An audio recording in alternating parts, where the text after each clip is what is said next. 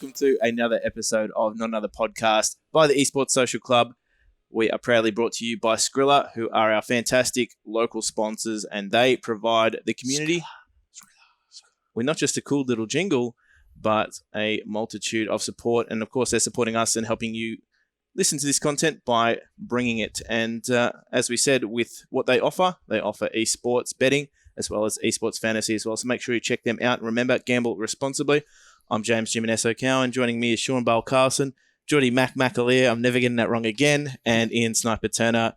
Gents, I know we're a little bit flat today, but I'm not as flat as this lemonade. That was really funny. Yeah, look, man, I've been working on it. Comedy genius. It is. It's going to take a sip. It looks really bubbly. I feel like you're a liar. Maybe that's that was the joke. Whoosh! It went sailing. Why are you using a plastic cup, Jim? Because I brought 10 glasses over from Perth. Yeah. And? Pretty sure we only have 8 left. Why only 8? And I'm pretty sure 2 have broken. There's another one that's broken? I only know one. There's a time and a place to tell me about when people have broken my property. It's not at the start of a podcast. I disagree. I feel like this is the perfect time. Of course. I only knew about one. I only knew about one glass break. It's okay. Ian's Keep it cool. mortally Keep it wounded. But we're gathered here today in the presence of one another to witness and mostly chat about more esports happenings. There's a lot of happenings recently, and one that we wanted to talk about. I did want to ask you guys about your day, but it seems as though you're not really into it. What, my day? Just the general vibe. You just want to get this one done and dusted and out. I've been pretty relaxed, you know. Yeah? My alarm didn't go off. Daylight savings got you, mate. Nah, it didn't go off the other day as well. Almost made me late to work. So It I actually- don't know what's going on with that app. You know, the alarm clock app? The default There's one. got to be a reason for it. Have you put it on one singular day rather than every day? No. Cross my I's and dot my T's on that one, brother. All right, no Every worries. day. Every day? Every day? No snoozing allowed, etc. Is it on AM, not PM? It's on AM, brother. What do you Okay. take me for? I'm just going for Is it common on mistakes. Get out. Anyway, Oh, so okay. it just didn't go off. And as you know, I had plans this morning at 8 o'clock. They got shelved. And I sort of like rage napped after that. So I realized I'd slept in. So I was like, the only other answer is to sleep more. So Yeah, it's a great form of procrastination. Yeah. It's like you got so much shit to do. Just going to sleep. And we got the long weekend. It is. It's fortunate that we've got a long weekend. But, Well, I feel like I was due for a longer weekend. I've practically wasted mine. Didn't want to say anything. Yep. I had all these plans. How many did you execute? You're at least 20% better at FIFA now. 0. Well, I got better at FIFA. That's about it. Yeah, it's true. You managed to beat me, Yeah. which hadn't happened before. Well, I figured out the tackle button. And the shooting is just pure luck. You've done you did the tutorial. I grinded those tutorials. Yeah. Yeah, I did manage to beat Sean though, so that's good for me. As Real Madrid. No, No, Barca. Oh, Barca. It was Barca. To be fair, I did want to change teams, but he wanted to run it back. Yeah, Argentina versus Barca. It's like the worst. You didn't have any defense. Yeah. It was literally 2 people. Yeah. I was just like, change the formation, Sean. I just wanted to do better than Ian. It just didn't happen. A lot of people have suffered that fate. Came within 3 goals of beating me. Yep. To be fair, it was my first loss to you. We haven't done many. Oh no, we've got a new controller though. Yeah, we we've do. got We do. the pro controller. So Makes it's a good. big difference. So it's good. It's a good controller. It does. Now, Should have got another one off TJ. yeah, should have taken that to the full advantage. But we digress. No one cares about that. No one cares about that. Yep, let's go. Just esports. Yeah. Okay, excellent. Well, we are a social club. You know, we got to be remotely social. Mhm. Either way, let's talk about a topic that has had a bit of heat on it recently on Twitter. Let's get straight into it. Yeah, let's Sorry, go. Mac. Sorry, Mac. Yeah, Take your head we off. normally use a clap to like tell Mac when to start the edit, and then Ian just clapped midway through. So hopefully Mac listens to it, doesn't just blindly I chop. don't even know where it came from, dude. Yeah, look, I could cut those first It 5 just minutes happened. easily. It's fine. Yeah, it's all right. There was a recut in there as well. But the topic that we're talking about that has copped a little bit of heat. Now, this one's a little bit more CSGO specific. because it's been the first of a few ships to launch under the Here's the Thing banner, which was power rankings. Now, for me, it was interesting because we haven't had a power ranking system in OCE in quite some time. Now, the thing with power rankings, for those of you that are not familiar with them, is essentially you have a panel of pundits who would then weigh in on where they think teams are at based on recent performances and where they sit. So, in terms of what they use to formulate it, it's essentially opinion and the most recent results and how the panel of pundits position those wins based on the strength of field and a range of different factors. After all, they are pundits and they're weighing in on it. But I think the for better use of the word, it was discussion that was brought out of the power ranking. And I think a few people basically discarded them immediately, and they're like, "Oh well, don't really think they stack up." We think that's fair to say that, Ian? Do you think people were sort of placing a lot of credence on these power rankings and not really seeing them for what they were? Well, there was people out there who were just saying what they think the top 4 is and stuff like that. It's like, well, that's great to have your opinion, but then we've got to have some sort of way of delineating mathematically who is number 1, 2, and 3, and 4. But that's not a power ranking, though. So that's a ranking. Yeah. Yeah. But what do you mean by a power ranking then? Because power ranking just sounds like a wank way of saying power. Power ranking is like explained it very well just then. Well, maybe I was away with the fairies. But it sounded to me like wow. At that current point in time when the panel got together and put their opinion in, that was where they placed them. Yeah. Regardless of maybe some results that are a little bit further down the track. Yeah. Because usually I with didn't rankings, rankings, you don't normally have a period of time where you'd have their results taken from, and then there'd be a decay based on how far away they were. Yeah, relevancy, strength of field, and things like that. But power rankings are at that point in time with probably the most shortest span of results possible. On your opinion, what would be their ranking? Yeah, but based look, on all I those do that factors? when I have a desk segment. I'm always saying what I think the power ranking is. I'm like, well, this is the number 1 team right now. And that is, for other people to say like, oh, they're not really because of this, that, whatever. It's like, I don't care. This is just what I'm saying. This is in my opinion. Yeah. I think that's a key point that Ian just brought up then. There's 2 things with power rankings. One, they're opinion based. So if you're doing power rankings, be prepared for other people to have other opinions and vice versa. This is not how it is. Yeah. This is the opinion of a panel. Yeah, they're an educated panel in the scene, but you need to be prepared if you're the panel and also if you're just a pundit that you're going to have different opinions. The other thing is with power rankings is you need to make sure they're as close to when you've put the power rankings together as when you release them. Correct. So if you put together power rankings, opinion-based rankings, you can't then sit on them for X amount of time. You want them out within the same week at the most. Yep. So those are 2 things that I'd put forward. Because if other results come into play between, well, the second you put it out there, it's outdated, in my opinion. Yeah, that's what I'm getting at, right? So you need to put them out there as quickly as possible from actually creating the power rankings. But the thing that kind of got to me is it seemed like people got really offended by the power rankings, and that's. Are you talking more so from fan perspective, a player perspective, or other pundits' perspective? Fans, players, potentially other pundits as well. At the end of the day, it's like I said, it's opinion based. Yeah. Right. You don't have to agree with the opinion. Right.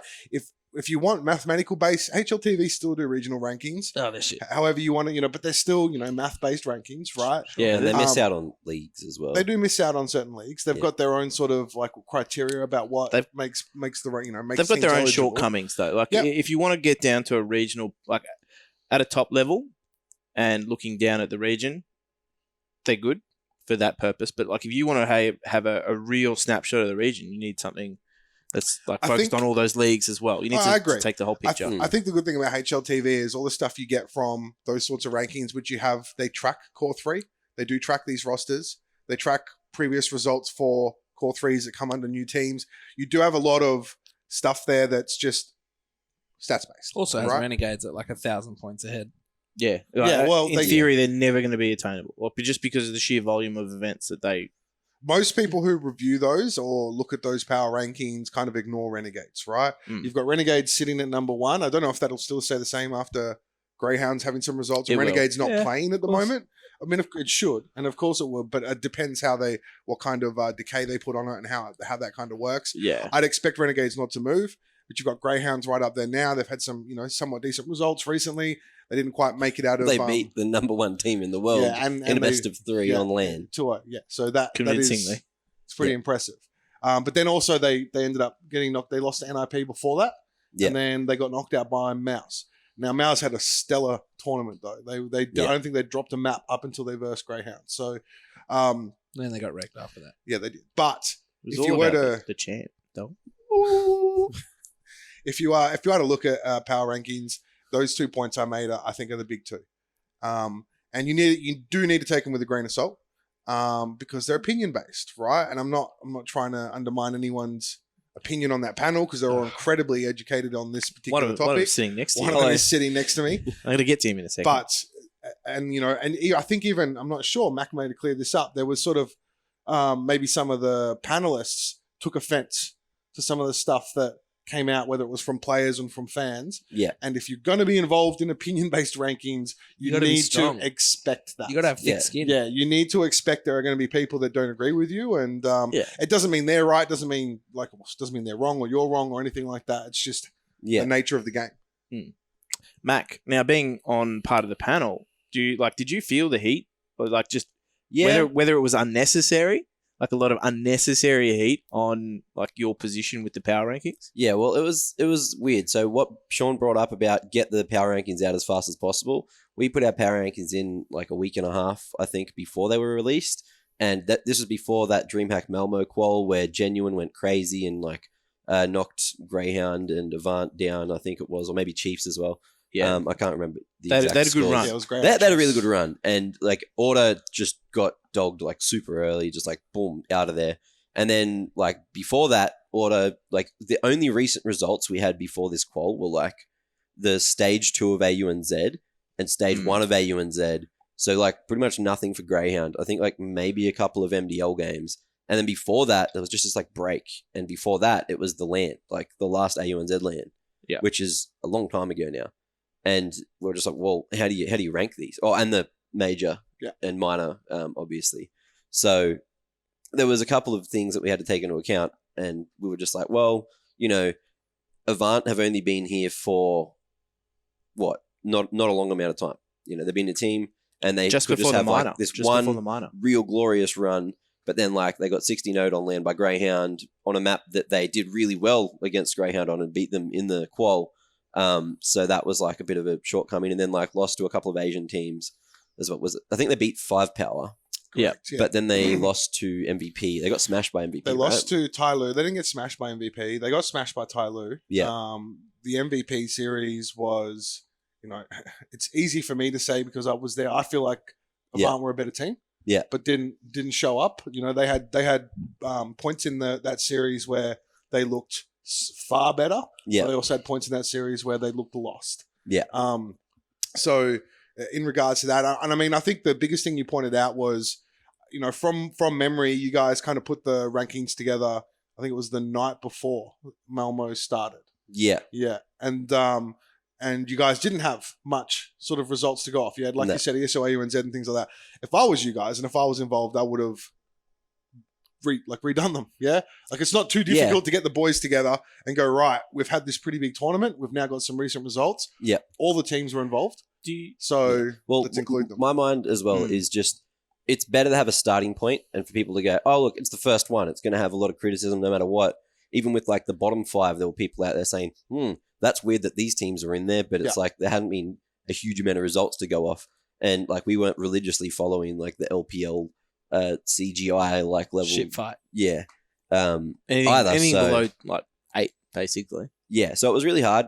We have just submitted the other ones, which were supposed to come out yesterday for like the next step, which was like a post like Malmo, post what else just happened? AUNZ LAN. Yep. And pre-EPL, and then we'll probably do another one after like EPL and Zowie are done. So is there like, do you think that's a shortcoming of the rankings itself? Is the fact that timing is the essence with those things? Because as Ian pointed out earlier, like you release them and it almost like they're the next day they're invalidated. Yeah.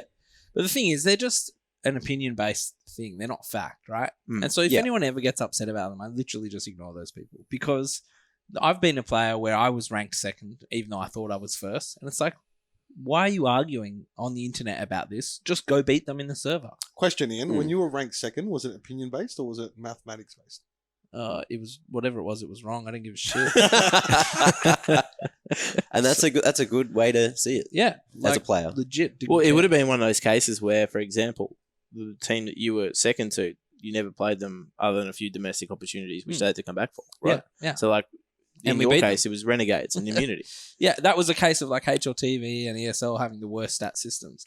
Yeah. And we were ranked second, even though every time they came back, we beat them. You were ranked number 1 on PGTVs, just saying. Yes, we were. Yep. Because that was regional. That was purely regional. It was only competitions that teams in the region were playing in. Yeah. And I think it did also have its shortcomings, though, as well.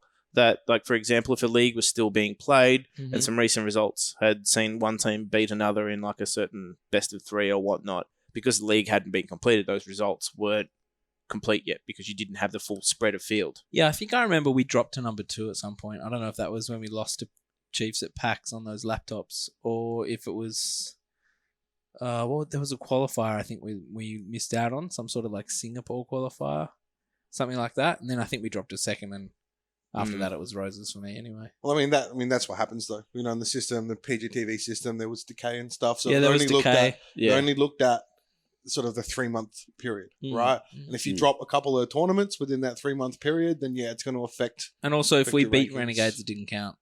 Well, it depended on how many Australian teams were involved. So if it was an Australian tournament that had, you know, it fit the criteria Exactly, of it being yeah. and them involved. Same as ESL in a way. Exactly. So Yeah. I mean, I don't even think, it would have Crown. There was only 3 teams there. No, Crown, I think Crown, got SYF. ranked. Crown was prior, like Yeah. the Way rankings. prior. The Prior. rankings weren't even conceptualized. It's back actually then. true. That's Jim was still a coach back then. Yeah, it's true. That's right. That's right. I was still, Coach Jim. beating my chest behind the team, not really doing too much. Did you Glorified guys- spectator. There was an No, you didn't upset anyone, did you, at Crown Chiefs? No, But we was came. it close? We gave you a good run. Immunity. Oh, not us, but didn't you? You beat SYF? Yeah.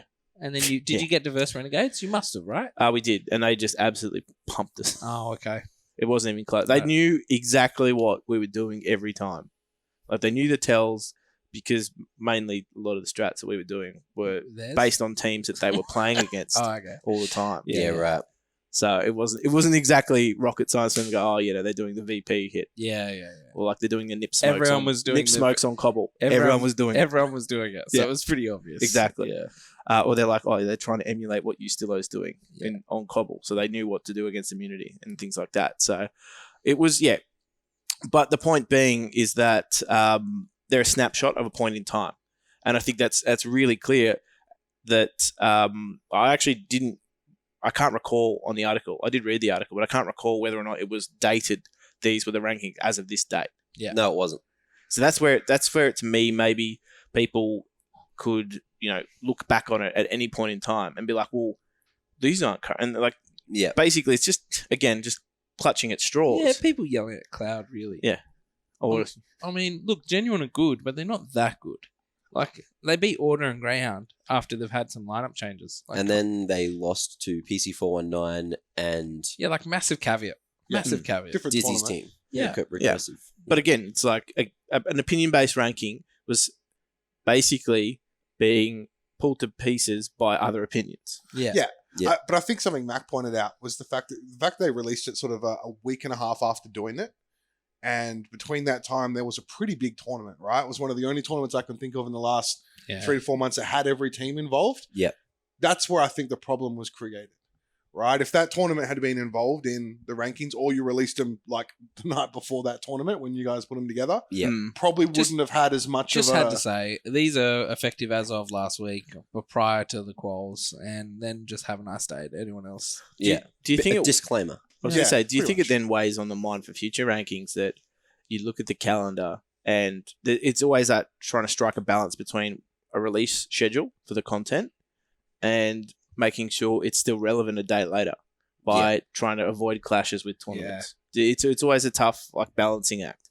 So do you think, I don't know, in hindsight, would that be something that would be considered in future, like to future-proof it a little bit further into the future?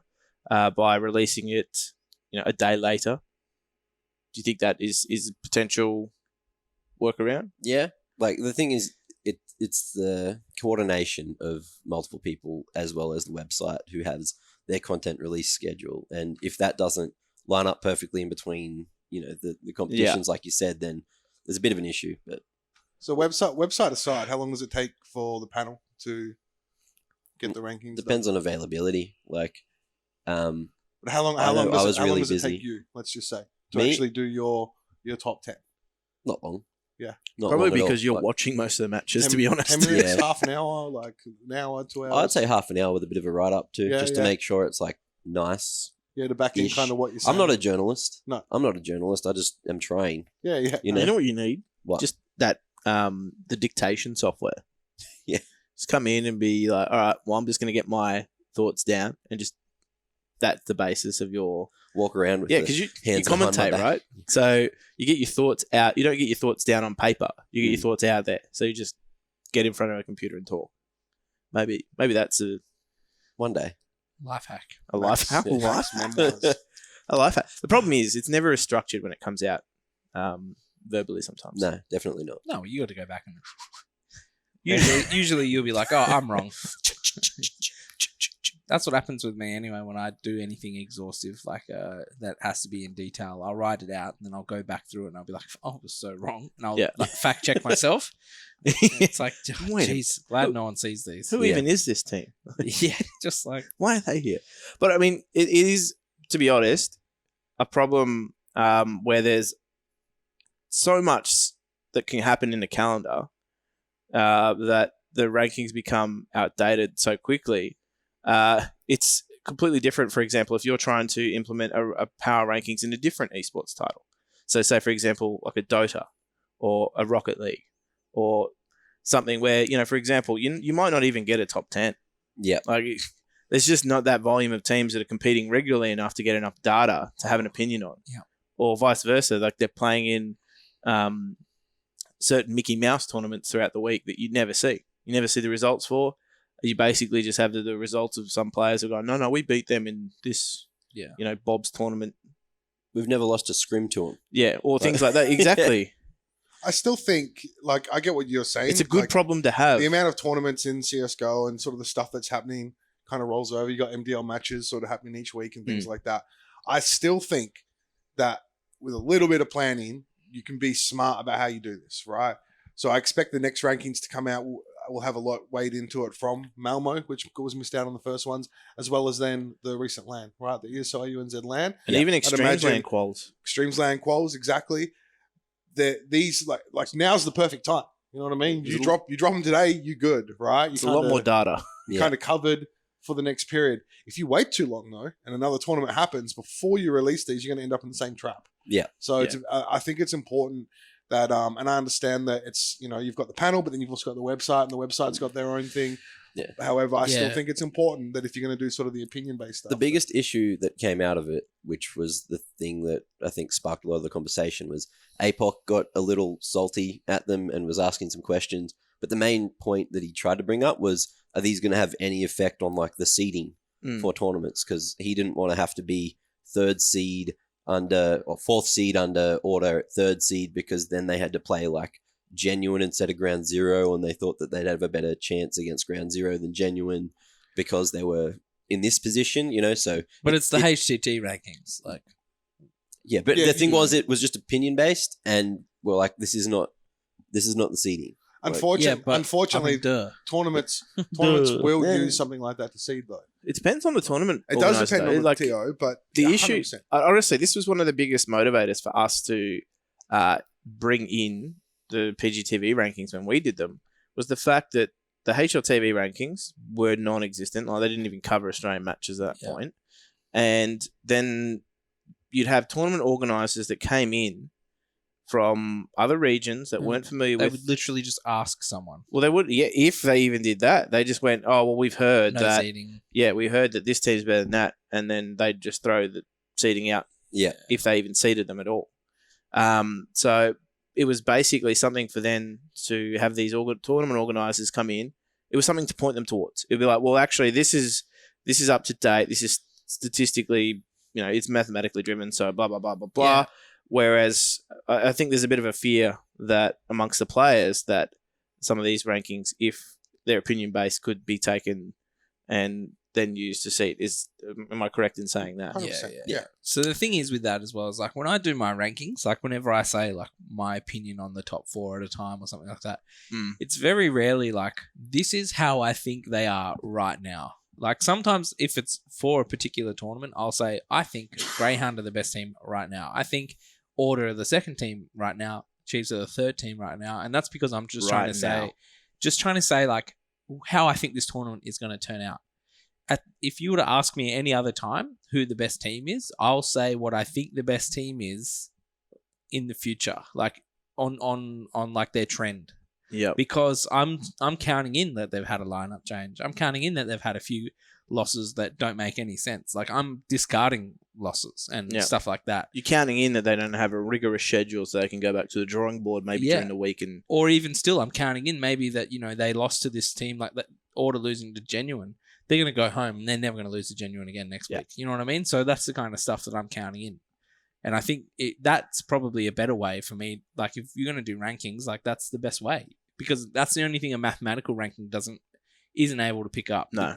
And that's not to say mathematical rankings weren't without their falls either, because for example, like if, as I was saying before, the league hadn't finished yet, and there would normally be results that you'd take into account in a power rankings because they hadn't registered those results yet, because the tournament hadn't completed itself. They weren't counting towards that, or alternatively, new teams that came in had no registered results before, maybe only played one competition, hadn't got enough points to maybe break into the top 10, but on paper, that these guys are going to be a top 2, top 3 contender. That's where the rankings had a bit of a downfall, or a bit of a shortcoming, in the sense that just a shortcoming. Yeah, really. If a tournament organizer came in at that point, used them, and then it was like, well, now you've got this brand new team's getting screwed over because they don't have results. But look at this team; they're amazing. They're going to be good. And now this brand new team that's forced to club noobs in the open qualifier because they didn't get invited. Yeah, it's it happens. It happens. Yeah, and it has happened. You definitely can understand the concern of players, though. 100%. Yeah, I mean the point that APOC brought up is valid, right? Even if you're doing a top 4, the difference between being 3rd or 4th in a top 4 playoff is versus like Chiefs or Order, especially when we're talking about the Greyhounds. Disparity between number 1 and number 2 and 3 and 4. Yeah, if you want to look at where sort of Greyhounds are at compared to the other 3, right? It is a huge difference. And at the end of the day, I know like what I used to tell the boys is, if you want to win a tournament, you got to beat everyone anyways, right? Yeah, that's right. But still, it's a legitimate. It's a legitimate a fear for a player that these sort of things can be weighed into. At the end of the day, though, as long as they're up to date or as fresh as possible, that's all you can do. You can't control what TOs are going to do. TOs love opinion-based or just love rankings in general because it removes that responsibility from them. They can just go, oh, we seeded it based on this. Go get angry at them. Go, if you don't like the seedings, go speak to them because we use this, right? It's a handball opportunity. Yes, 100%. And if you're a TO, you take that every day of the week. Well, I'm not saying you should, but they do. So that is true. But like on one hand, you want the TOs to take your ranking seriously because that sort of validates your opinion, right? And on the other hand, it's like, well, if we don't get it right, now you're copping the wrath of not just the players, but also the TO going, well, why haven't you got it right? So dare I ask right now, Mac? Yep. What your top 6 is? My top 6. Okay, no, you got to put the date in here, Ian. That's where the problem is. Nah. Well, today we don't like dating the podcast, but what's the date? I don't even know the actual. October the 6th. There we are. October the 6th. The magic is gone. And it's going to. This is your doing, Ian. Because we're releasing it. I don't know if my top 10 is going to be similar to the other boys anyway. Just because we go put it together. Top 6, yeah. Well, top 6 right now. Do you all just copy each other's homework? Greyhound. It's weird because like Order beat Chiefs on land, and then like MDL was on, and then Chiefs come back and beat Order in the best of 1. And then I said you to explain it. No, I'm just. and then I said this because it's a funny story. And I go to Blitz in TeamSpeak. I'm like, Blitz, what's going on? Why are you such onliners? And he's like, I'm not an onliner. They're on landers, man. Look, they're doing it wrong. And I'm like, oh, it makes sense because 90% of games are played online. And it's like, exactly. Yeah. Yeah. I've always agreed with that. So yeah, I went. So number one, Greyhound. went Greyhound, Yep. Order, Avant, Chiefs, Genuine, GZ. Ooh, damn. Chiefs drop. Yeah. Well, Chiefs looked really bad on the weekend, They're- and they've been almost Fair. losing to like teams that aren't in the top 10. Well, they lost to Genuine again recently on MDL, I'm pretty sure. Yep. I'm hearing that they're playing too much WoW. I don't know if all of them are, but I'm hearing I mean, there's are we a- surprised? Are we Oh, actually surprised? guys? the tides of darkness are back. No. Pete said he's sworn off WoW now. Pretty now. sure. He's played his month, and he's happy. Pete was the last guy I wanted to touch WoW. It's ruined some really great talents. I'm just waiting for Offnu to come back. Like From he, where? he was noticeably less sharp for the last couple They of weeks. all looked like they were just a step off the pace Mm. on the weekend watching them at AONZ. Well, I mean, like Ian and you guys were just sort of laughing about and joking about, and for those listeners out there, this isn't the first time WoW's had an effect on CS in this region. No, this is When- the second tide of darkness. Yeah, the first time around when WoW originally launched, it literally cut our community to the core. Like it was, we went from a pretty big player base to 50 to 60% of the If- competitive If players. you want context though, this time around, Once you leave CS, you can't come back. well, You can't. you gatekeeping or are you just No. I'm saying like if you leave CS completely and have a break to play WoW or something, you just won't get back to how good you were. Well, if you well- want an 04 and 05 history piece though, World of Warcraft released in 04. Hmm. 05 Source was released. So you had you had the double. you had like a double whammy there. Yeah, you on had top of the GFC. on jeez. We just got wrecked, basically. We just got wrecked. We just got dark, wrecked. dark times. Mm. it was definitely dark, man. But Man, we went from 18 teams in a West Australian state qualifier to like, I don't know, 6. yeah, Like just ridiculous times. it was and I remember it quite vividly. But I also think that you mentioned if you leave CS, you can't come back. I kind of agree with you. There are some titles out there that you can play casually and it not affect you in CS as much. Casual titles. WoW is one of those games that if you get into and you play a lot, it just cooks you in Different CS. mechanics. Yeah, it different just game mechanics. absolutely. People get lazy. We used to call it WoW aim because when generally your movement was a lot slower in WoW. Like you weren't sort of high sensitivity, and it was a different kind of movement across the you the don't, axis. You don't right? need to be on the center of your screen in WoW. You just need to select wasn't your it- target and move. Yeah, around exactly. and You things were like only that. You're moving not- left to right and things like that. Well, there's a bit more to it than that, but I get what you mean. But I yeah, get like what it was you're very saying. lazy aim. Like you were very lazy. We called it WoW aim, and it did affect a lot of It's people. because I mean, realistically, you're not aiming in WoW. There is no aiming No, in exactly. WoW. Like there's movement. There is paradox. there is no aim to WoW. It's just No, a waste of time. yeah, well, there's movement. Ah. I like it. It's Losers. a good waste of time. Come at me. But yeah, look, that to bring this all the way back around full circle, that I'm hearing that was impacting a few of the Chiefs players. They were spending a lot of I'm time not on surprised, man. that, and that could be Power ranking shouldn't have to attune itself to that.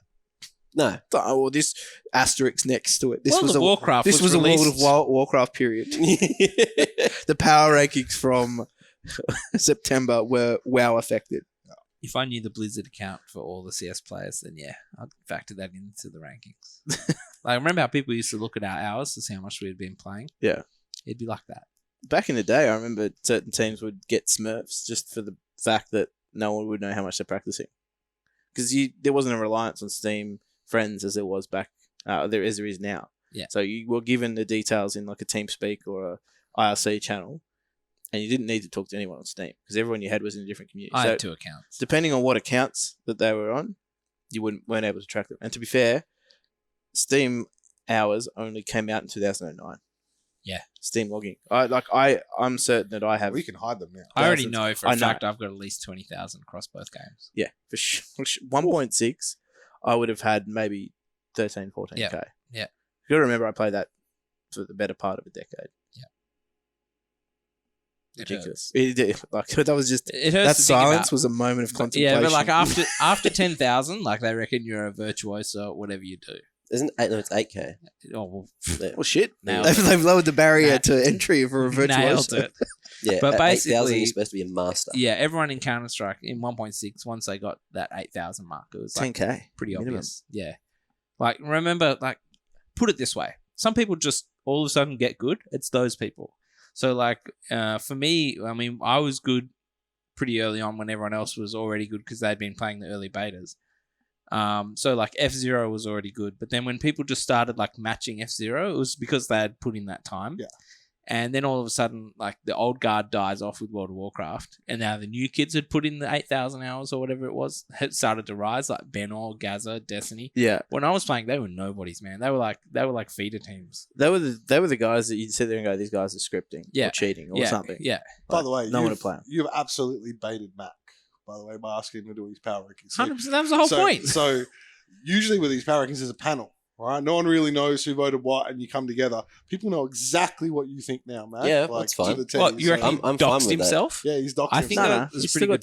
time. There's other competitions going on between now and then. Yeah. The next one, I right? still think it Well, was. no, it's coming out tomorrow. Oh shit! So Okay, it's yeah. a race. It's a race of if the podcast comes out first, or if the article's released. Because We'll it's set supposed to our be released watches on to it. Friday. See, if it doesn't match up with what Mac said, people are going to be out there trying to do the math. Like, oh, so X, Y, and Z must think this or that, or Yeah. you Well, know, if they so- want to clear up their story, they're welcome to come on the show. What happened overnight, Max? Like it'd be funny if you got your own rankings wrong, like you don't remember it the right way.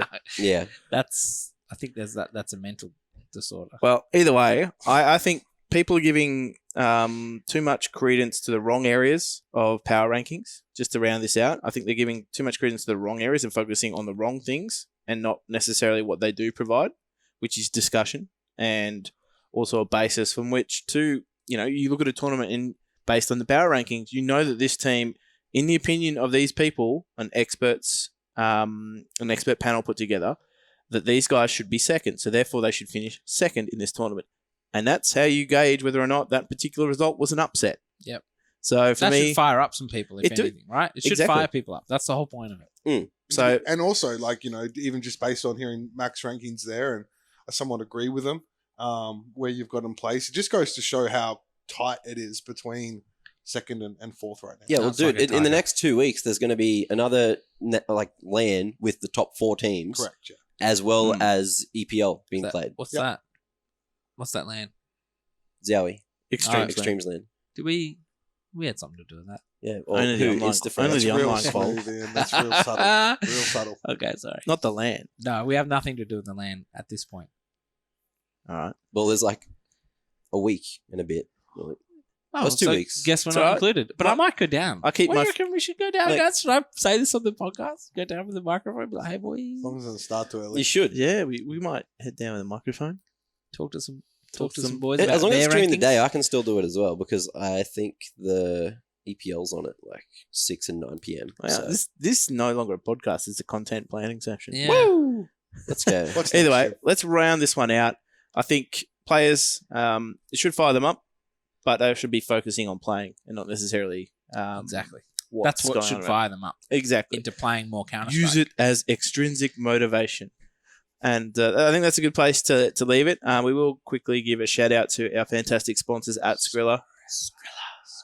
Who've been doing an awesome job of supporting us. And as we said before, they do a lot of work in the local esports scene to give back to the community that they are also covering with their fantasy betting, or their fantasy esports, and their betting. Sean always just Screws goes it up. too far Yeah. with the. No, it's just like the amount of times we've done this podcast, because we love Skrilla. They've been with us for a while now. We've done a lot of podcasts.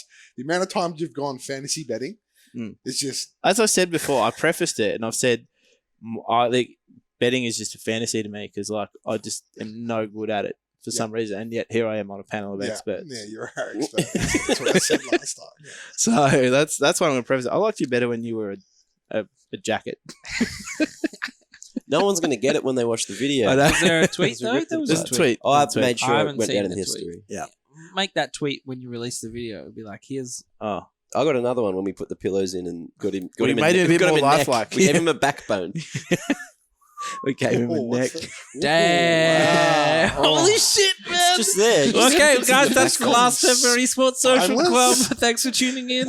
Wow. Wow, we're on a roll Mm. because that's what we used as his neck. Stop a it. roller, Let's, A foam let's roller. get to the a next foam question. roller. Oh man, come on, let me have my moment.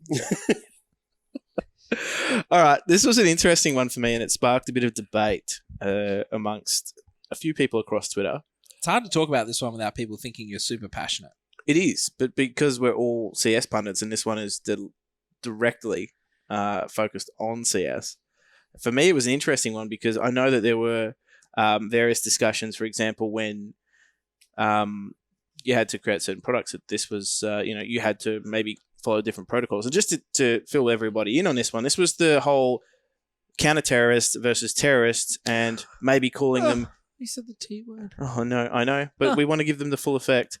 How they've been abbreviated to CT and T. And do they take it a step further and, change that from, offense to defense or something like that, just to maybe move away a little bit from what could be deemed as a violent aspect of the game. Now, first and foremost, it's an FPS. There's already guns, and you're never going to take that away. There's headshots.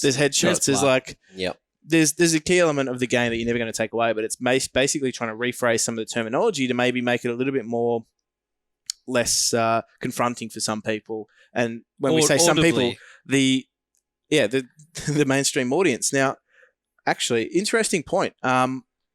Remember when E-League first came out, and there was an update to CS around the same time, which changed the sounds of all the weapons, which made them less impacted. Like they were very distinct in the old sound, and they weren't very friendly for TV or sound systems. Is what I'm getting at. Or the old sounds. The old sounds. Yeah, the old sounds were very tinny and yeah. Now the new sounds were a little bit more. They had a little bit more punch to them, but they weren't as tinny as you put it, and they were better for TV audiences. And it was around the same time that E-League came out, and E-League were putting their product on TV. And I have no doubt that there were some discussions had that how do we make this more friendly for a TV audience, a mainstream audience? Yeah. One One of the first issues that they identified was the audio. One of the other issues I have no doubt that they identified was the fact that we can't call them counter-terrorists or terrorists because that's just putting the word terrorist out there. Yeah. We don't want people training, and we don't want people... Training? Training. What are you trying to say, Jim? Oh, I'm just touching on previous episodes here. I can't help it, dude.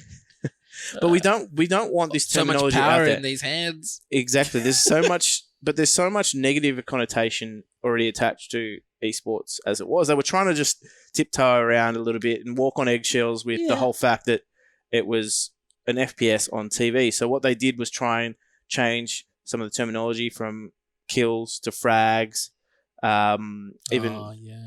things like that. Just the whole CTT, counter-terrorist, terrorist, they abbreviated Well, that's it. what Counter-Strike originally was as well. It was always frags. Yeah. That's why it was so confusing for me when I came to Counter-Strike. I was like, dude, a frag is a grenade. A fragment grenade. What is a frag? And that's like a Quake term. It was a Quake or Unreal Tournament, yeah. So, they were, instead of using any of that terminology, though, because frag and kill was sort of, how many kills did you get that game? Yeah. Oh, well, I got 6. Well, it's like, well, you're an IGL. But the... Too real. It's too Just real. too real. But they were already changing elements of the game to suit TV audiences. The question that sparked the debate is, do we just remove CT and T altogether and go for an attackers versus defenders concept? Yeah. To me, actually, that sort of makes sense in the sense that it's easier for people to conceptualize. No, man, we're going to be shooting Nerf guns next. Oh, there won't be any blood. Oh, where do we stop? Yeah, what about when you Do you think plant it's the gone too bomb, far? then you're not on the attack anymore, you're on the defense for a moment. Or There you go. that was another argument I saw, which was so dumb. That's so shit. Oh, man. So To be dumb. honest, with Whoever me, made that argument, okay, so with me, it's It's just a like, straw man argument. I don't give a crap. Obviously, I played the game. Like, duh. Yeah. Like, I'm the guy that's like, yeah, Counter-Strike is a unique thing and no other esport is as good as it at the moment. But, Amen. and I'm not sold on CT and T or counter-terrorists and terrorists. Like, call it gold versus red, red versus blue, imperialists versus freedom fighters. I don't give a shit. Oh. That's not what the game is made about. That doesn't make or break the game. But for an audience member, it could. Yeah. And so I'm happy to just compromise and just be like, well, call it something else. It's purely cosmetic. It's purely cosmetic. Yeah. It doesn't change the game at all. I just don't think it matters. If it's coming to the point where, like, we're missing out on potential opportunities to bring this great game to the, more out, more of the world and spread it, into more of the mainstream. We're potentially missing out on, great partnerships with airlines and other big sort of non-endemic people that might want to get involved with, esports titles and things like that because of a cosmetic part of the game. Change it. I mean, look, there's still going to be people shooting each other in the head. Yeah, and bombs being planted. But that happens in plenty of games. Like Halo. Fortnite, you shoot people. Like, Yeah. it's Yeah. Parents can't control their kids anymore. no. So It's training them up. if simply having the word terrorist, like terrorist half, you win, terrorist win or whatever, and people get triggered by that, which is, I mean, understandable, I guess. If in that anyone can sense. score points by shooting down the whole terrorist terminology, they'll go for it. Yeah, but I Yeah. mean, Oh, yeah. why not? I liked, this comes down to what people like, but I like the whole offense defense thing. It makes it easy for people to go, what are they doing? Well, they're defending. Yeah. Yeah. Okay, Yeah. cool. What are these guys doing? Well, they're on offense. Are they going so to call it a attacking. defend kit? Where do we stop, Jim? Well, you were actually saying this before we went live with the podcast. There was a slippery slope, right? Like, what if we concede on one thing? Do we start conceding on others? Do we all of a sudden start having Nerf guns? Or do you have like people just planting a potato? And Yeah. What do they? Letting it it grow. sprouts. Yeah. Yeah. What do they call it in Rainbow Six again? It's like Op 4 and No, it's just red versus blue. Spetsnaz? It's No, it's red Because you got versus blue. characters. It's red Just versus red blue. versus Yeah, blue. and it's different. Like and what do they call? Factions or Very what, Halo. what do they call the bomb and planting the bomb, defusing the bomb? Is there Objective. yeah, They call so it they've an planted objective. the objective and they've diffused the objective. Yeah, I Yeah. think Yeah. that's exactly what they use. Yeah. Yeah. So they're already one step ahead, Rainbow Six, then, Clever. aren't they? Wow, That's it's clever. like, and look at that game. It's not successful at all. Isn't No. It it? must be those naming conventions they use. Would be way more popular if they called it a bomb. Mm. Yeah. That for me, that was the lightning in the bottle. Yeah. With Counter Strike was the bomb and CT, like T and CT Yeah, well, being terrorist and counter. that's why I brought up the bomb just then, because we were talked about counter-terrorists and terrorists, but also there is a problem behind the one of the core elements of the actual gameplay being you're planting a bomb and you're trying to blow something up, Dude, and you got a team defusing the game- bomb, and this game is like over 20 years old. Yeah. If you include the beta. This thing is all pre 9/11. No one gave a shit. Not pre 9/11. Everyone was like, "This game rocks. Like, it's so fun to play." Post 9/11, the T word became like this huge thing, and it like ruined the sport for us, 100%. So that's just what I think anyway. Like, prove me wrong, but you can't, like, no one can see past the T word, especially in like today's. Can't see the forest for the T's. Yeah, no, well, yeah, exactly. I hate you so much. So like, they can't see past it, and plus, it is such a real issue. Like, I don't want to discount the fact, like, No. terrorism is real, Yeah. and it is a sad thing and a bad thing, Yeah. and we don't condone it at all. But we play this computer game that's so far from reality. But for some people, they can't make that distinguishment of like, this is just a game.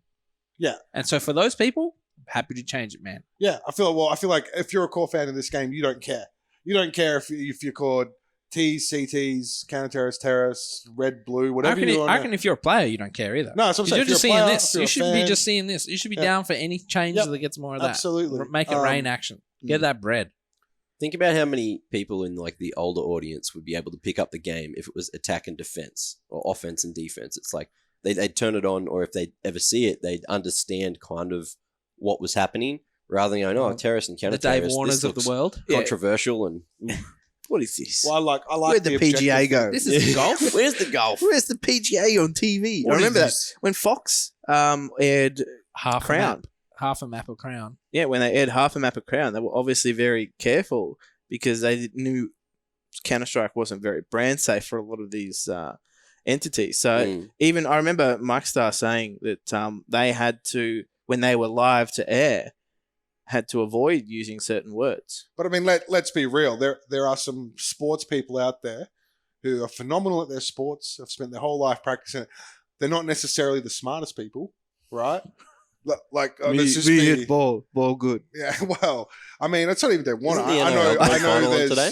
I'm sorry, The NRL grand finals on today, right? I don't know. ball too flat. But like, I mean, you look at. I can think of a Me more use recent sandpaper. example of MEO that Mm. was on recently.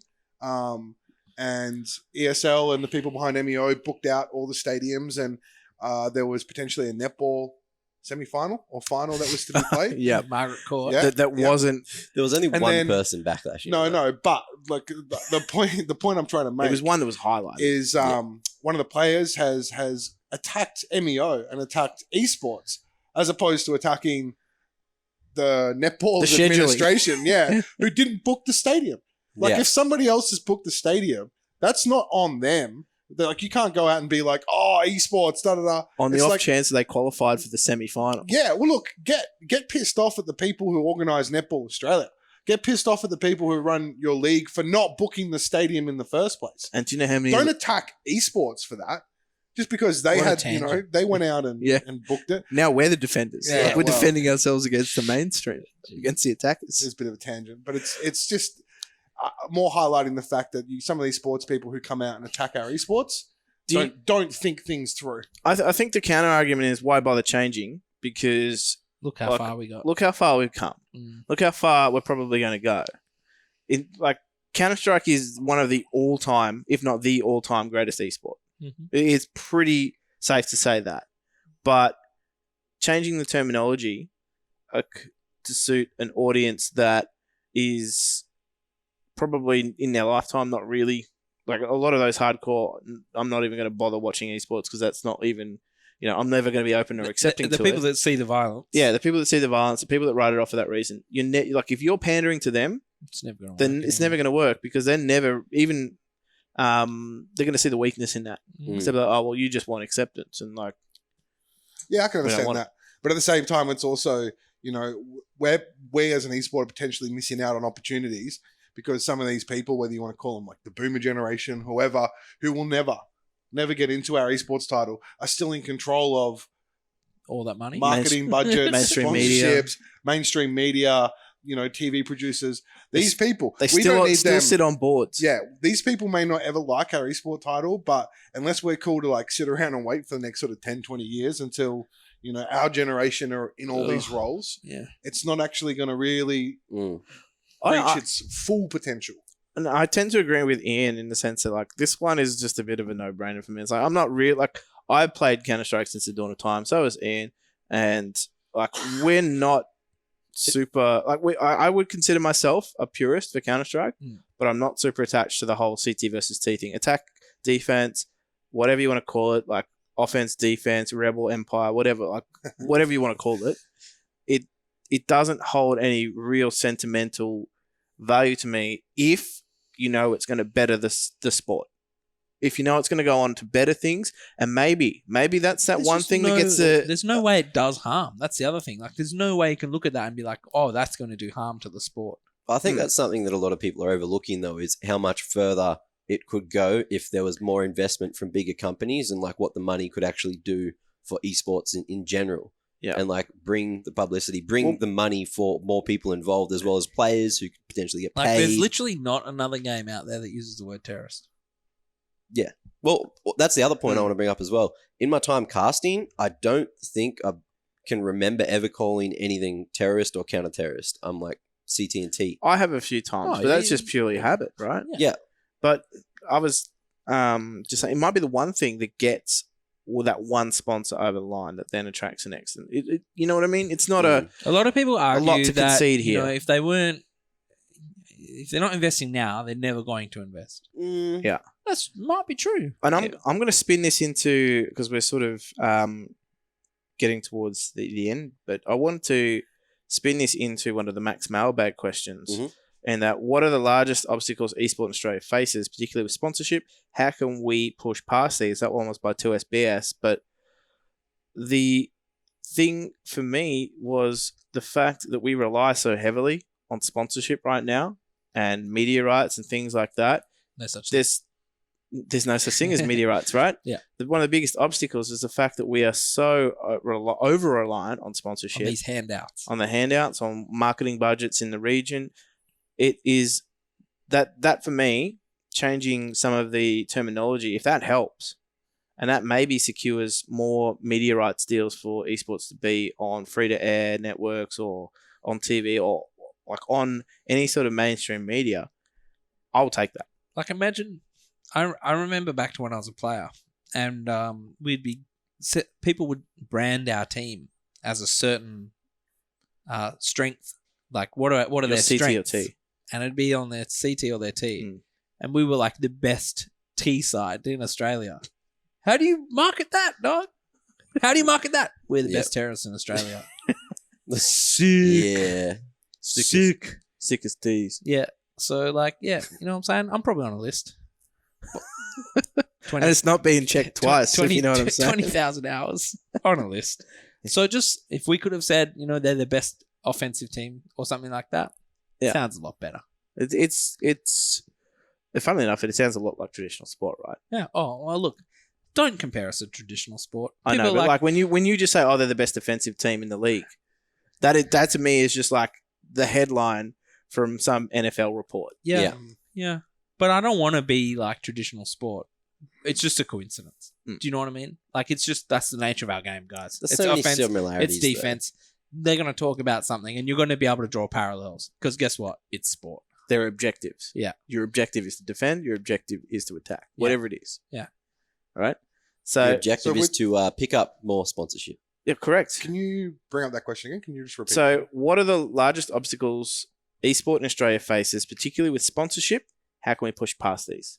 And I think one of the issues with sponsorship is the over-reliance on it. And there's issues, for example, you can't get some of the biggest sponsors in because they have brand rules that, for example, won't allow their brand to be associated with acts of violence, which Red Bull could be during the Crown Yeah. event. That was the last Red Bull. I think Mhm. so. I think like obviously we're looking at this, from a Counter-Strike perspective at Correct. the moment, but there's also I think other barriers around there. When you look at other esport titles that have no violence that are also still struggling to build to commercialize. partnerships, to commercialize, build partnerships and sponsorships. I still think there's a lack of expertise in our region behind what is the product and how to You mean Rocket League? properly place the product. I mean, sports in Just a general. little I'm just jab in the dark there. Yeah, no. Yeah. So No, because I'm just thinking Mate, that it's on Channel 7. all those right? people Like are at radically midnight. driving because the Rocket League's taught them how to drive erratically and demo other cars. What do you mean? Is It's that what's just- going on in Western Sydney? No, Oh, international so lost. licenses. That's what's going on. Oh, Jim. Oh, wow. Too real. um, Dial it back. yeah. So in regards to the question, I think that there is still a lack of, I guess, expertise amongst the people that are doing this. Don't get me wrong; it's not across the board. There are some people doing some great stuff, and It's there's just your people opinion, breaking Sean. grounds when it comes to this kind of stuff. But we still have a long way to go. Yeah. we still have a long way to go. The way that these pitches that a lot of these orgs and stuff make have evolved even in just the last 2 years from what was sort of a hot topic to sort of what they're pushing now is ever changing. And it's one of the reasons I loved working in esports orgs was the fact that it is so fast paced and it is changing and it is developing. Mhm. We will get there. It'll take some time. And, we're sort of behind the States and EU in that sense. Always will be. Yeah. It's always how it's worked with esports. Marketing budget. But also our market's different. You know what I mean? Well- Like our Australia has long been viewed by some global franchises as a test market for things, testing right? markets. It's funny that they often, because we're seen as either, we're halfway between a little Britain and a little America, right? There's obviously a lot of influences on both. Traditionally, that's the view. And so what they think will, potentially be a testing product, they will more than likely bring it to Australia, or they'll more than likely spend their money on something that would be maybe a bit too risque in other markets. But it's funny that like no real risque business activity has been spent on esports yet. And I mean, our market's just different. You look at the sheer numbers that we have here in Australia versus almost anywhere else in the world. We do have upsides. We tend to spend more than Yeah. than we're other massive people. gamblers. Yeah. Well, yeah. Unfortunately, that is something that's proven to sort of being true. If you look at the amount we spend on things, Like we also cases get and stuff charged like more. that. We also get charged more for Oh, things it's inexplicably. ridiculous. Yeah. Mm. Like I remember there being, for example, an Adobe package, right? Same product. It's a digital product. Like CS6. Yeah. Yeah. You were getting charged an arm and a leg, and if you were to buy it in States, you were paying half the price, Yeah, I think even on the conversion rate. for Adobe CS6, I remember hearing, because this is back when I was at uni when that one got released, it was cheaper to get a return ticket to the US, fly over, purchase it there, and fly back. And you may as well, Yeah, go on a quick trip while you're it's there. ridiculous. Did they region lock you though? No, When you came back, so if you bought a US version, you could still use it here in Australia. that was That's before interesting. the whole subscription thing. It was like Yeah, you buy it yeah. outright. yeah, And it before was- Cloud was around. Before they realize that they can continually get money out of people. Yeah. Stupid amounts of it. But the point being is that this particular region, there's certain data though, that with sponsorship, and this is some of the criticism around certain data sources for esports, is the data sets are not super comprehensive. Like if you go into any retail, like I had a retail background, the data that we had on what our customer profiles were, the typical customer that walked through your door, we had customers profiled from A to Z, how much they would spend, who they would spend it on, what ages they were, what their interests were, based on all this different data that people had in their customer base. It's not available in the same scale and depth of detail that it is in esports. And I think that is actually a hurdle, because a lot of these sponsors now aren't blindly just throwing money towards, here's a bit of marketing spend, go do some esports. They want to see a return. They want to see data-driven analytics. They want to know more about this. Honestly, it's part of their research into this area. They want to know more. They want to know more about this market so they can better understand it. So maybe then they can better tailor their product offering to it. Well, that's the thing with the Gfinity article. That's what Dom was saying, right? Is that the analytics just aren't there, and that's what sponsors want to see.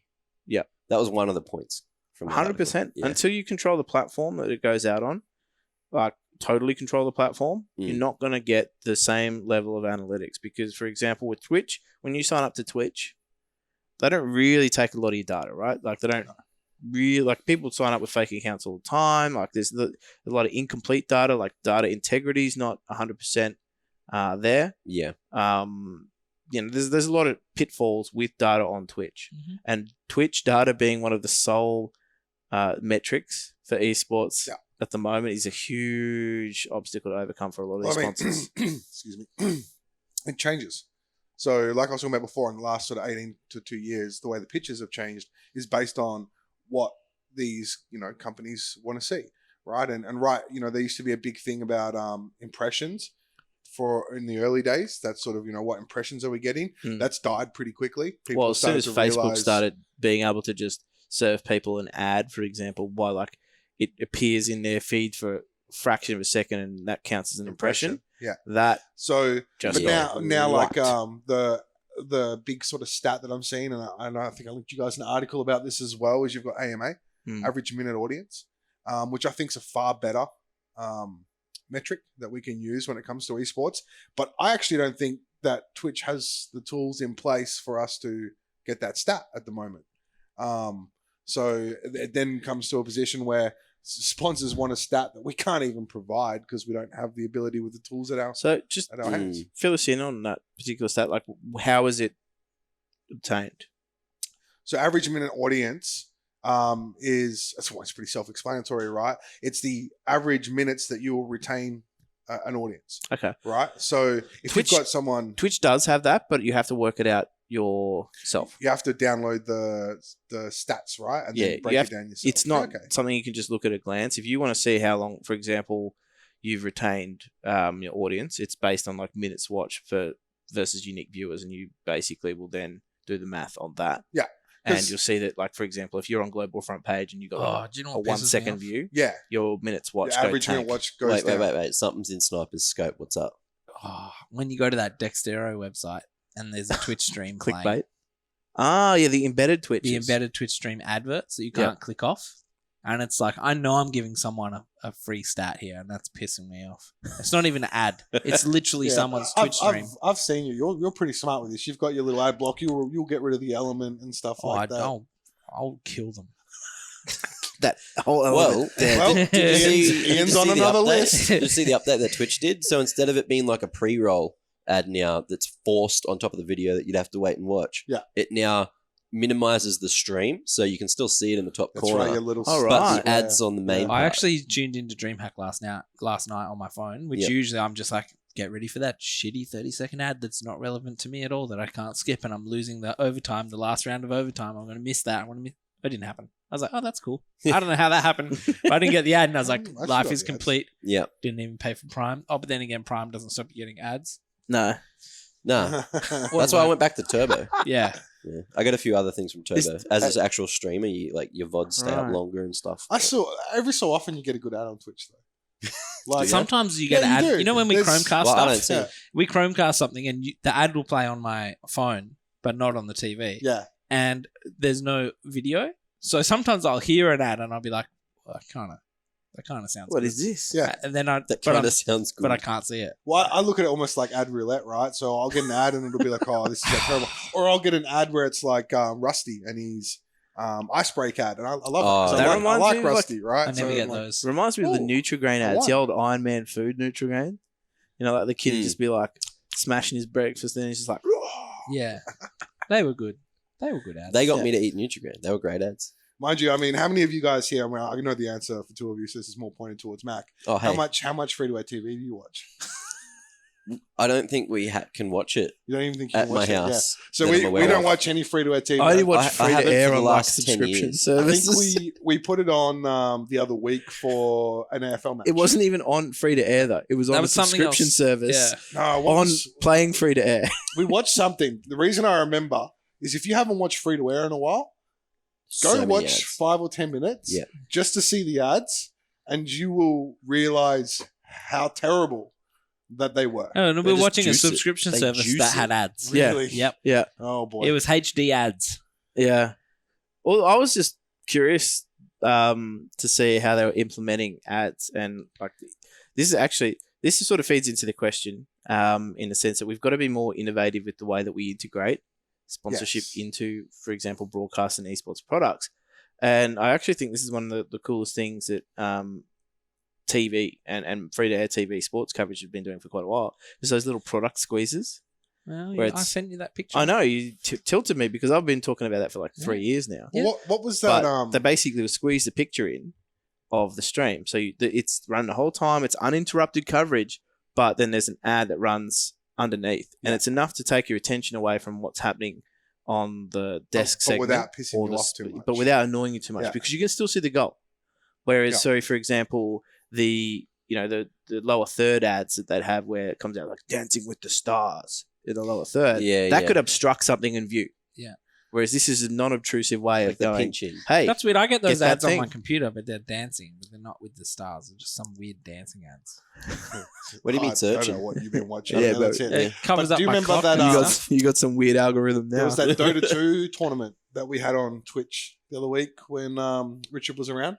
I don't know if you remember that. Oh, yeah, I which was- remember it, but I tried to forget that time. Well, I mean, it was a dark time for you, was it, Ian? Essentially, there's this Dota 2 Not as dark tournament. as this.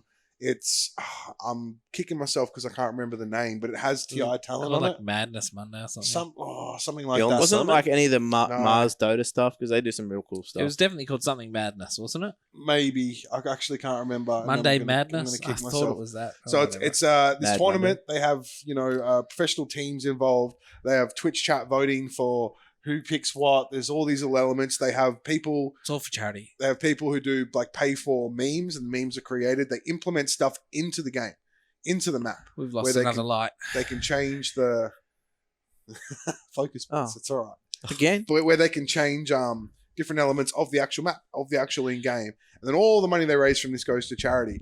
But my point was the way that they implemented the content and the way that it was put together with this whole meme culture was apparently incredibly successful. Now, apparently they postponed a major for this tournament.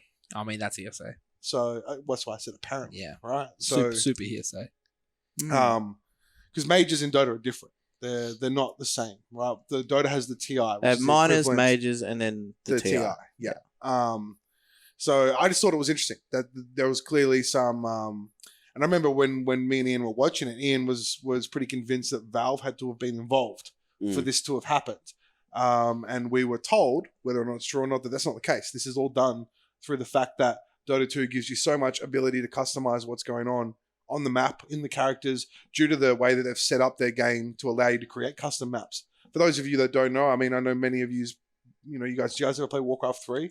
Back when Dota Yeah. was on Warcraft 3, you had things like Footman Frenzy and all these other little titles that you could play, and Well, Lion Tower Wars, Blast, whatever, okay, right? Blast have been doing that with Counter-Strike, where they have custom aim maps and things like that that are literally like created for a sponsor. Yes. It's like here's the insert sponsor here Well, aim map. there's certain sponsors that go out and commission people to do that anyways. So I know it was, I think ASUS Asus have their own aim map that they've had someone create. I actually don't think it's very good. We don't really do that in yeah. Australia, though. Like, no one really does that level of sponsorship integration in Australia. Well, I remember back when Ian was playing 1.6, and I guess even early CSGO, players used to have sponsor stuff in their actual names. Yeah. So it'd be like, yeah, I remember that. I am Sniper, and then on the end it'd be Intel. like, Intel, or I remember, what was it, Archaic MSI. There was, these teams were literally, even NIP still do it to this day. yeah, with what, Extra Fire? Just random Swedish brands. Yeah, okay. I don't know any of them, but yeah, Extra The Fire. McNip. Extra Fire would be one of them. Yeah, The burger. yeah, McNip. It's a real thing. So, that sort of integration's kind of died off, right? Because there was that whole mentality of players like, well, we're not getting paid, Sounds so we're not cheesy. going to plug the products. Players are now getting paid, but this is something that still hasn't returned. So it's interesting. Yeah, that is an interesting one. I think we're getting towards the end here. We'll have one more quick question from Max Mailbag. Now, this one came from someone that we know we know pretty much everyone. You know a lot of Does. people. Well, this one came through from none other than Bicycleday. Oh, who's that? Who's that? I don't know, No idea. actually. Was it Bicycleday? Is it not Jessica Park? Same. Actually, yeah, it's a bit confusing with that handle, to be honest. Can't find it. Wanted just to quickly touch on esports activations at inverted commas normie events. Obviously, with Ground Zero, they've been integrated as a bit of an esports showcase into the reopening of Forest Chase Shopping Centre over in WA. And they're sort of when you open and you have headline acts and guests and things like that at the shopping centre, they've been integrated into that. And talking about having esports as part of activations at certain events for more mainstream purposes. What are your thoughts on that? Is that sort of where you see esports trending? No, because I have a bit of a trepidation around it sometimes. I think it's fantastic that is occurring, but I'm also cautious in the sense that I don't want esports to just be a showcase. It's like come see the esports guys. They're doing the thing over there as a sideshow. Yeah, Over to it's the like side bad enough when we have like Yeah. IEM and stuff. And there's that whole sideshow alley of just esports. I don't necessarily agree with what you guys are saying there. I actually think this is great for the orgs involved and for the players and for their sponsors. You got to remember, we're talking about these orgs that some of them are really struggling to make ends meet with the investment into their teams and their players and trying to bring on sponsors and getting through different barriers. By all reports, this has been quite a successful thing for Ground Zero, at least leading up to. Obviously, the event hasn't happened. We get to see how that plays out. But, I mean, they've partnered up with Vodafone. They've partnered up with JB Hi-Fi. Big names. Yeah, they've got a few other partners that are involved in this that, are coming in with the money, with the dollars. As far as I'm aware, it's not necessarily just a side gig. These guys are going to be front and center among some other stuff that's happening. So it's putting esports on the big stage at Forest Chase. There's going to be a lot of people there. Yeah, in front of real eyes. Good. Yeah, That's there's gonna exactly where it needs to be. A lot of people there too. This is, obviously me and Ian are from WA. I know Forest Chase. Yeah, it's I'm just having a medical emergency down there at the moment, so I'm just spacing out a little bit. What actually happened at Forest? okay. There's Just start again, just do the whole segment again. I heard what he said, but I'm curious what's happening down there. it's so fucking sore. Yeah, Anyway, so Ian's got a sore foot. You should see a doctor. well, maybe if I didn't skip there's my a big alarm. event in Forest Chase. Yeah, who's headlining it? So esports is one of the headline things What that esport? are there. What- Rocket League. Rocket League. is Oh, that's gonna cool. be- Good on them. Great. Yep.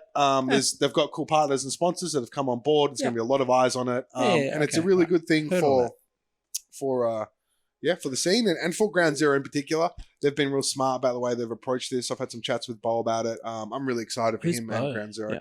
Bo's the managing director of. How much Ground pain Zero. are you in, Ian? I'm just checking for the listeners How at do you home. forget Bo? I haven't seen the green. I know who Bo is. I Okay? haven't Oh, seen the of green course. whistle. You're getting a phone call, mate.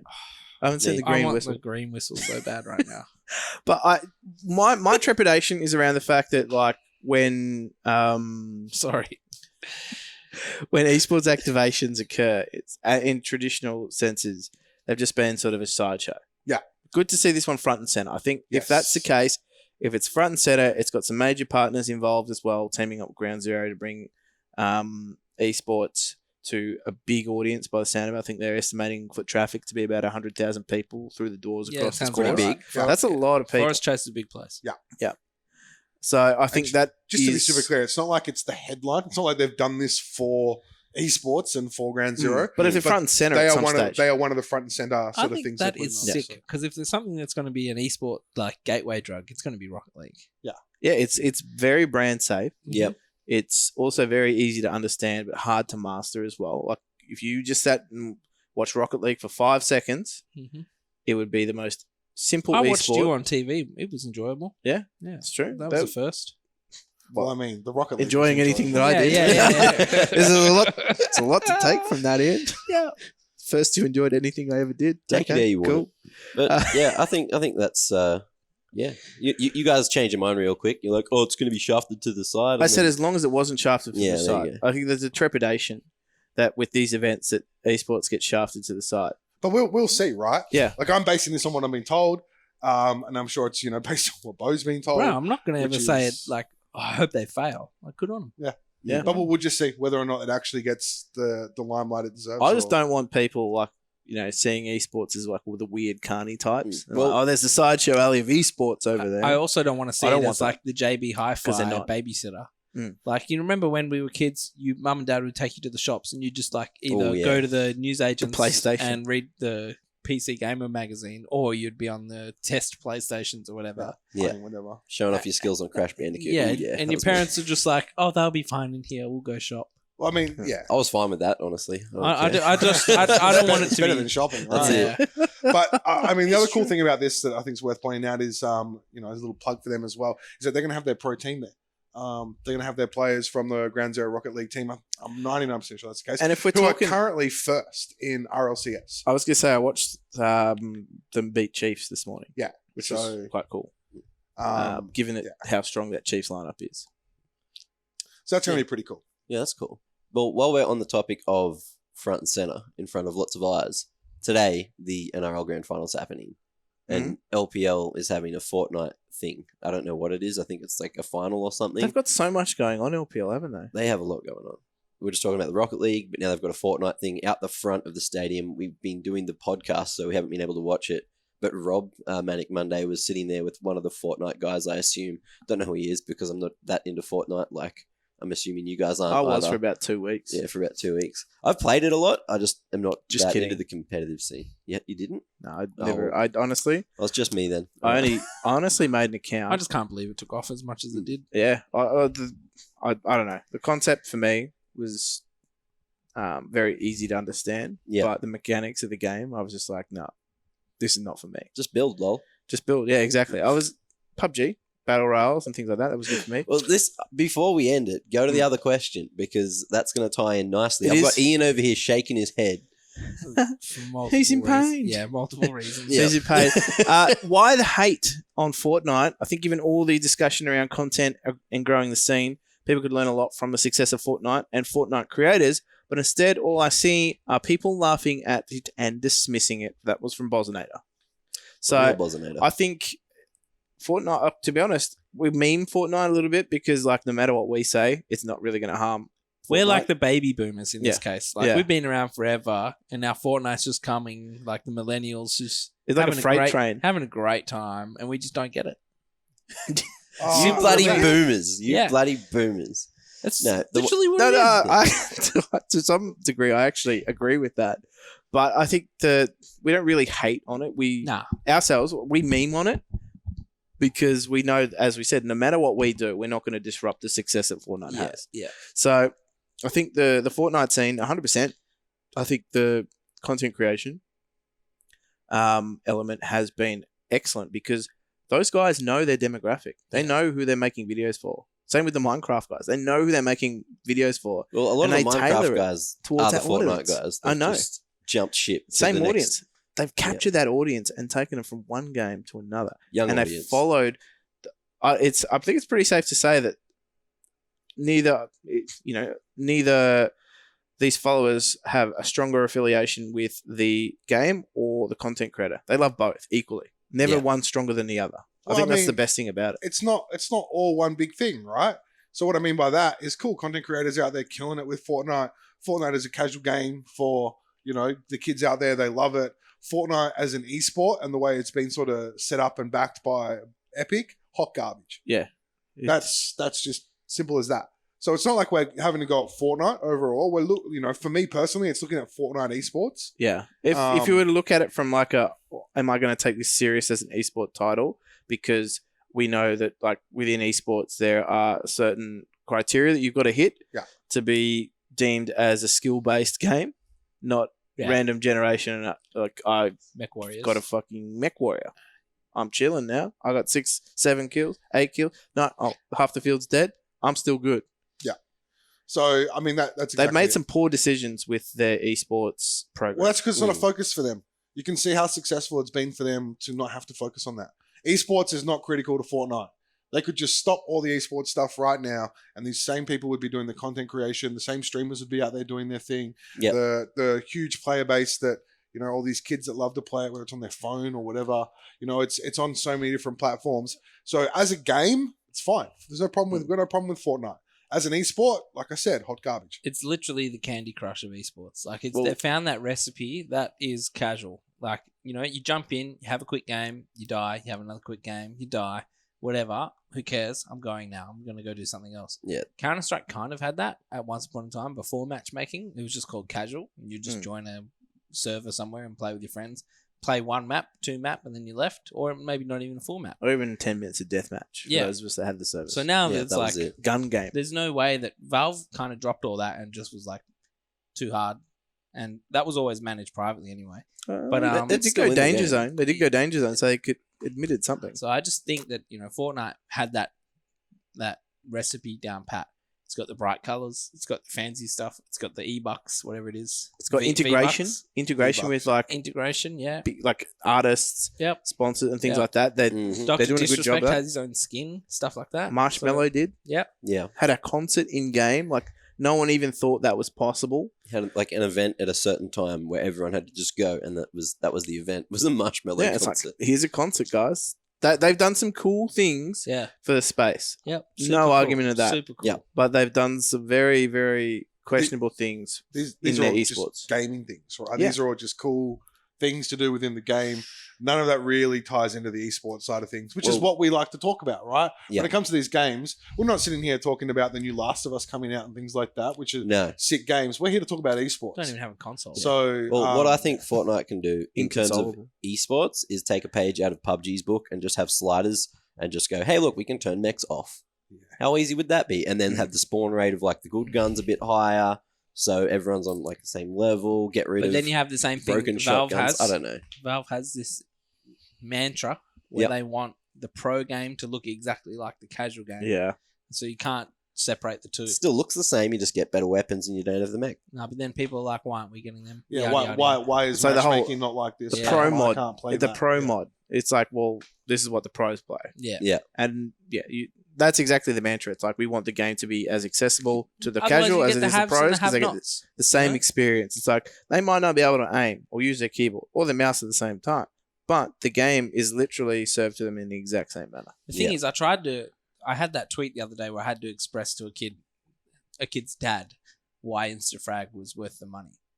And I had to say that basically it's so I you saw can that. jump on, you can train, you can play whenever you want by yourself and improve your own skills.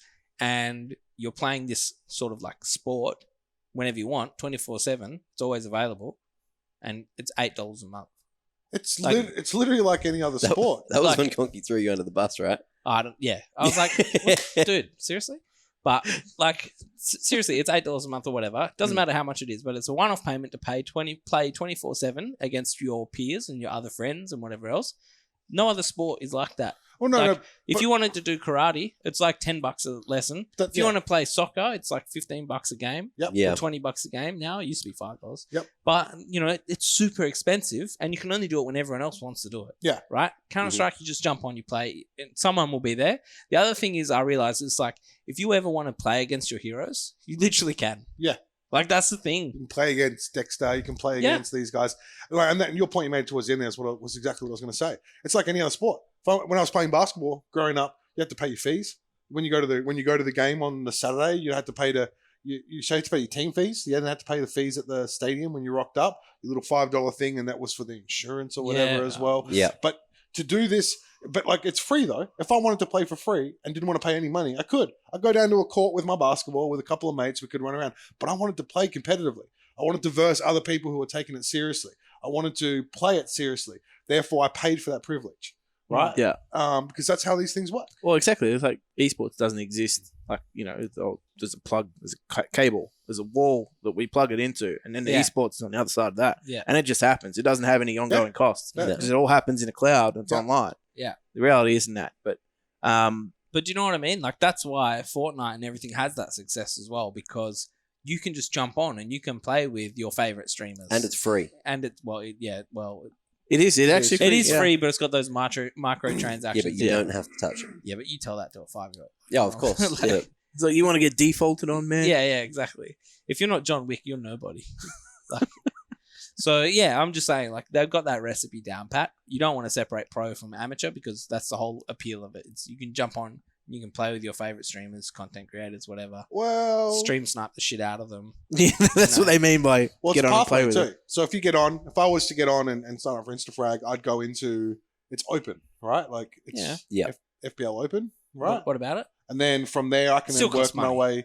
I can work my way Yeah. up to, is it FPLC is next? But what I'm trying to say is that there's no difference in the game. It's the same game. It's the same game. You know, the first timer could be playing in the same match as the Australian champion, Well, and that's what they want. that's and again, that's the whole esports thing is that there's an access to players that's unprecedented. Yeah. Like to the pro level. In some instances, like you can tweet at them, you talk to them directly. You can even come up against them in games. Yeah, like that doesn't happen in traditional sport. I can't go exactly. and play for like the Div no matter 3 Sunday much, League. No matter and how then much play rugby against Tim we Cahill. all play, if we just took it up right now, we'll never get in the same game as those guys playing out in the. Nor in would the we stadium. want to. Let's put that out there. Yeah. Look, that's the appeal of it, and I think that's honestly, I think that's why Fortnite actually has a lot of success. Has what it has. Well, the fact that like literally anyone's playing it. Like, Yep. Yeah. Did you ever know that you go in and play a game against Drake or Travis Scott? Yeah, Like, could be in there. you wouldn't know who they were, but like that's they're pretty big. celebrities. They're not necessarily like the pro athletes, but you could play celebrities. matchmaking against Deadmau5. True. So, True. I mean, if you lived in Europe or America or wherever Canada, right? Dead Mouse is in Canada. He had to be the one that I did. He can be so- on tour. Well, Yeah. man doesn't stay in one place. Could be America, but Either way, I think that's a good place to wrap it up. We will give a good shout out again to our fantastic sponsors in Skrilla, who have done a fantastic job of enabling us to continue to make this podcast. So, as we said before, they're very steadfast in supporting us. So, we appreciate any support that goes their way as well. Check out their fantasy esports, their esports betting, and of course, anything else that they've got going in the pipeline. I think they also do a lot of good content. Write-ups for the events that are occurring around the world as well. So if you want to know a little bit more about what's happening with those events before making your choices, be sure to check them out. And remember, gamble responsibly.